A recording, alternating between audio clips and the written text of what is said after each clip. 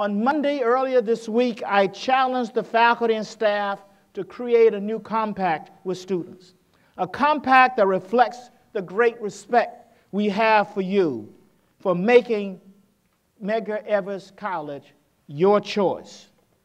I know that many of you are still adjusting. You're still trying to navigate the campus. You're still trying to figure out your course loads and make new friends. You have all your life choices ahead of you, and we have a freshman year program here at Medgar that is designed to help you make that transition to college. We're going to enhance some existing structures to further ensure you make it to your sophomore year. We will encourage faculty-student interactions out of the classrooms, where you can bond with professors in small group settings. We are taking several other steps to become more student-centered.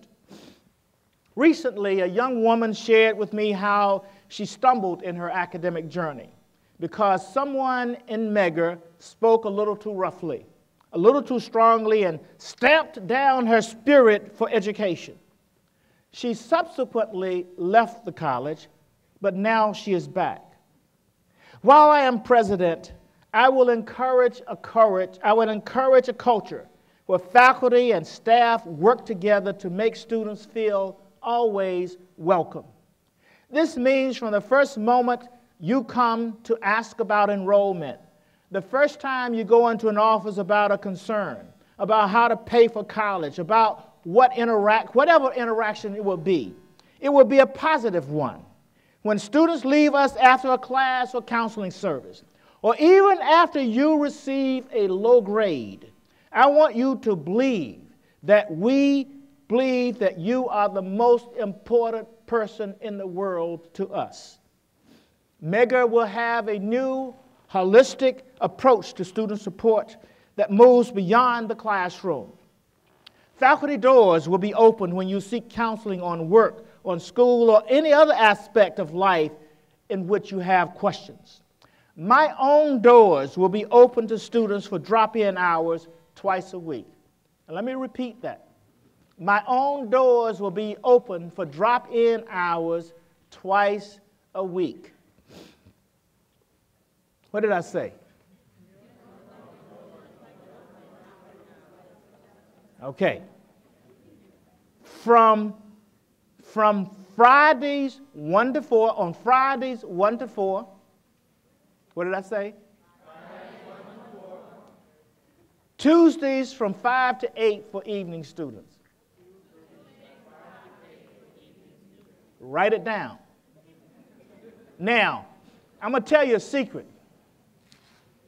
When I was at another place, those 2 times became my most important times because I had a lot of free time because students never showed up. So if you don't come, I'm going to have time to do some other stuff that I might really want to do. So if you don't want me to have free time, you need to show up between 1 and 4 on Fridays or 5 to 8 on Tuesdays. Because right now I'm thinking that this is going to be a time when I can sort of put my feet up and relax and maybe call Gail and see what she's been doing. I said that to be funny, but I'm also saying it to be serious. The time is yours. You won't need an appointment. Just come by. And if I'm with someone when you come by, and it's going to be a classmate, then we will limit that discussion, that encounter, to 15 minutes. We won't make you wait more than 15 minutes. But come by and see me. Let me know who you are and what you're doing and what inspires you and what we can do to enable that process. The times that I agreed on, and you can blame him, your SGA president and I had some discussions. And one of the things that he insisted on, and I agreed to, was that we also needed to have a time for evening students as well. We are here to provide you with a foundation, but ultimately, all of you must take personal responsibility for your own destiny. You have to take the wheel yourselves and assume greater control for what happens to you here at Mega and anywhere else you may want to go in the world. Don't let anyone turn you around or keep you from reaching your goals.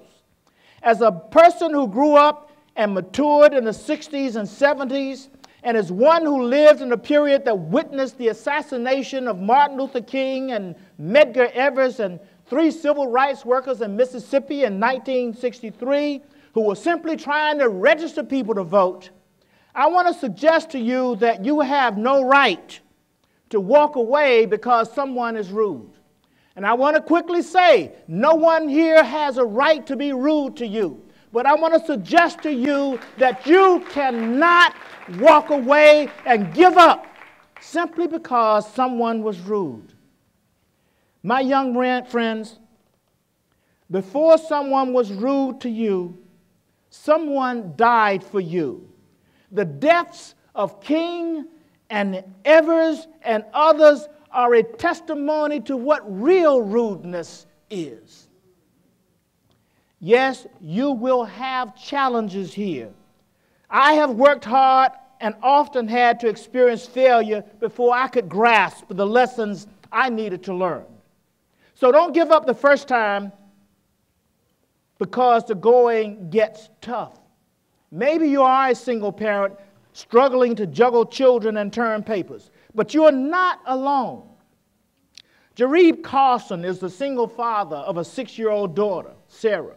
And after 3 years, he graduated this past June with a dual BA degree in general childhood and special education and is now working toward his Master of Arts in teaching at Tufts University, their graduate school of education.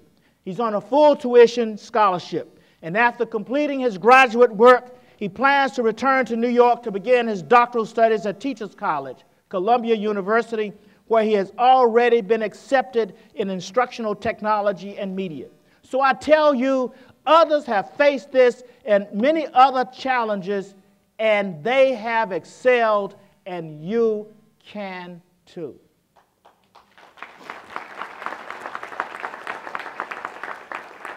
In his poem, Mother to Son, Langston Hughes said, "Well, son, I'll tell you, life for me ain't been no crystal stair." And Langston goes on to talk about the steps having tacks in it and boards torn up, and he just got tired. She just got tired. You're going to get tired. You're going to have those challenges. You cannot afford to sit down and give up. Each of you must hone your intellect, develop your talents, and study relentlessly. You cannot let other people determine who you will or won't be. Do not have a grasshopper complex. Think big of yourselves. Do not, I repeat, do not think less of yourselves. The manner in which you think of yourselves is how the world will regard you. Let me say that one more time. The manner in which you think of yourselves is how the world will regard you. Let me tell you a short story. Or share with you a short story. Then Caleb quieted the people before Moses and said, "Let us go up at once and take possession, for we are well able to overcome it." But the men who had gone up with him, Caleb, said, "We are not able to go up against the people, for they are stronger than we." And they gave the children of Israel a bad report of the land which they had spied out, saying, "The land through which we have gone as spies is a land that devours its inhabitants. And all the people whom we saw in it are men of great stature. There we saw the giants, descendants of Anak came from the giants, and we were like grasshoppers in our own sight, and so we were in their sight." I wish I could take credit for using this language, but I heard my pastor this summer preach a remarkable sermon in which he asked the question, are we grasshoppers? And I said to him, I got to find a way to use it. I'm using it on you. In this passage of Scripture, and if you want to go read it for yourselves, it's Numbers 13, 30 through 33. In this passage, the children of Israel were searching for the promised land. They sent scouts ahead who saw a land of plenty, and yet they were paralyzed with self-doubt and unable to move forward. They focused on what they perceived to be as giants, making ordinary men like themselves into obstacles. They kept them from their good fortune.